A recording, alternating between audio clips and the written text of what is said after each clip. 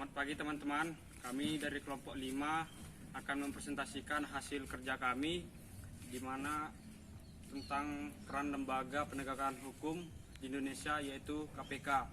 Sebelum itu kami memperkenalkan diri dulu. Saya sendiri Daniel Juan Liisten Siagian sebagai ketua kelompok. Saya Lisna Aryani sebagai anggota. Saya Ramadhani Saputri sebagai anggota. Saya Hafiz Joy Galang sebagai anggota. Saya Roni Agus Sutogatorok sebagai anggota. Saya Muhammad Farid Oliva sebagai anggota. Dan Kelvin Tadigan sebagai kameramen. Kami akan memulai hasil presentasi kami dimulai dari Lisna. 1. Pendahuluan. Salah satu delik atau tindak pidana yang diatur dalam sebuah hukuman pidana adalah tindak pidana korupsi. Di berbagai belahan dunia, korupsi selalu mendapat perhatian yang melebih banding dengan tindak pidana yang lainnya. Fenomena ini dapat dimaklumi dengan dampak negatif dari tindak pidana ini, yang dapat menyentuh berbagai bidang kehidupan. Korupsi merupakan masalah serius karena tindak pidana ini dapat membahayakan stabilitas dan keamanan masyarakat, membahayakan pembangunan sosial, ekonomi, dan politik, serta dapat merusak nilai-nilai demokrasi dan moralitas karena lambat laun perbuatan ini seakan menjadi sebuah budaya. Korupsi di negara Indonesia sudah dalam tingkat kejahatan korupsi politik. Kondisi Indonesia yang terangsang kanker politik dan ekonomi sudah dalam keadaan kritis. Kanker ganas seperti korupsi terus menggerogoti saraf vital dan tubuh negara atau institusi yang memiliki kekuasaan politik atau lebih dikenal dengan konglomerat. Lembaga penegak hukum dalam penanggulangan tindakan pidana korupsi di Indonesia. 1. Peran-peran lembaga penegak hukum. Membentuk undang-undang di Indonesia menggunakan istilah state fair fight untuk menyebutkan nama tindak pidana, tetapi tidak memberikan penjelasan secara rinci mengenai state bar fight tersebut. 2. Hubungan lembaga penegak hukum. Hubungan kejaksaan dengan Komisi Pemberantasan Korupsi dalam penanggulangan tindak pidana korupsi. Selain KPK, dengan pihak kepolisian, KPK juga memiliki hubungan dengan kejaksaan. Hubungan ini disebabkan juga memiliki wewenang untuk melakukan penuntutan yang selain daripada penegakan tindak pidana korupsi, merupakan ranah dan wewenang kejaksaan. Undang-Undang Nomor 16 Tahun 2004 tentang Kejaksaan Republik Indonesia Pasal 30 Ayat 1 huruf A menyatakan bahwa kejaksaan mempunyai tugas dan wewenang melakukan penuntutan tindak pidana. Tentu saja sebagai lembaga yang juga memiliki wewenang melakukan penuntutan, KPK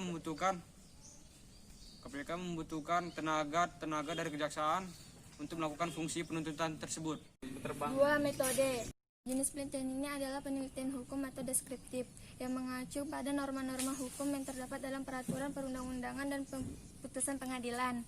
Menurut Ronald Dworkin, penelitian ini disebut juga penelitian doktrinal, yaitu penelitian yang menganalisis baik hukum seperti yang tertulis di dalam buku maupun hukum seperti yang diputuskan oleh hakim melalui proses pengadilan. Selanjutnya, penelitian ini menggunakan metode sinkronisasi hukum. Metode ini ditetapkan dengan metode unsur-unsur hukum sebagai titik tolak sinkronisasi. Sistem hukum meliputi 3 unsur. 3 unsur pokok. 1. Substansi hukum. 2. Struktur hukum. 3. Budaya hukum. Sesuai dengan karakter preskriptif suatu penelitian hukum, maka metode penelitian yang digunakan dalam penulisan ini bermaksud untuk menemukan model aturan berdasarkan prinsip-prinsip hukum dan doktrin-doktrin hukum, guna menjawab isu hukum yang menjadi pokok permasalahan.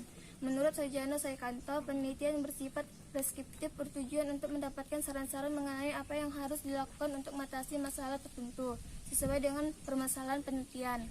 Hasil dan pembahasan.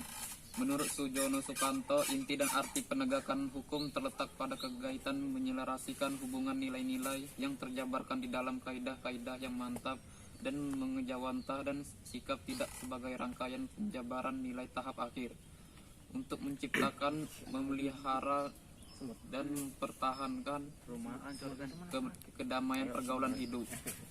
Jika ditinjau secara fungsional, penegakan hukum merupakan sistem aksi. Penegakan hukum bukanlah hal yang baru diperbincangkan di Indonesia. Permasalahan ini juga merupakan amanat dari Undang-Undang 1945 dan berhubungan langsung dengan tegaknya hukum dan jaminan bagi pencari keadilan.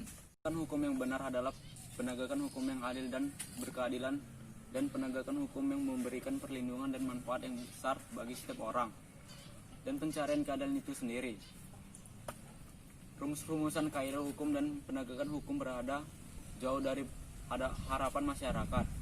Ini akan berakibat masyarakat menggunakan sendiri tuntutan di luar hukum yang ada. Oleh karena itu, cita hukum yang baik adalah apabila antara das sein dan das sollen berada pada posisi yang sama.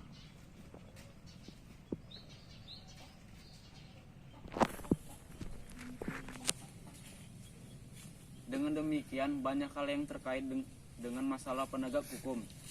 Walaupun pada hakikatnya masyarakat berharap misalnya membuat peraturan perundang-undangan yang sempurna. Dengan demikian, banyak hal yang terkait dengan masalah penegakan hukum.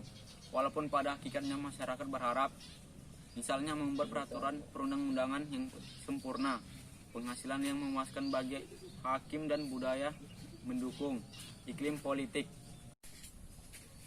Untuk mewujudkan gagasan penegakan hukum ini, ada beberapa faktor yang mempengaruhi baik secara langsung maupun tidak langsung. Friedman menyatakan bahwa faktor-faktor itu adalah sebagai berikut. M. Friedman, 1975-14. 1. Substansi hukum. 2. Struktur hukum. 3. Budaya hukum. Apabila hukum dirasakan telah responsif dan aspiratif, para pemimpin negara telah pula memberikan teladan menaati dan menghargai hukum, memberikan saluran keadilan yang dapat memuaskan masyarakat. 4. Kesimpulan.